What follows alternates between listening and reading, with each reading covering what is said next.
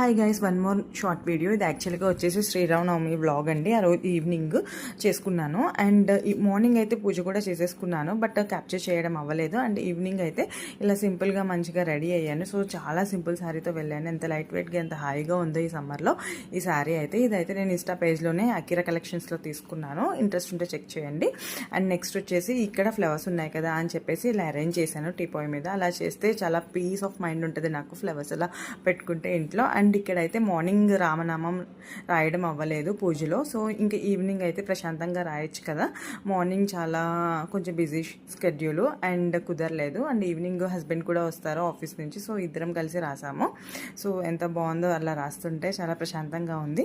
And ఇక్కడైతే పూజ కూడా start చేసేసాను. సో ఈ ఇయర్ అందరికీ బాగుండాలని చెప్పేసి హెల్త్ వెల్త్ ప్రాస్పర్టీ అని నేను బాగా కోరుకుంటున్నాను.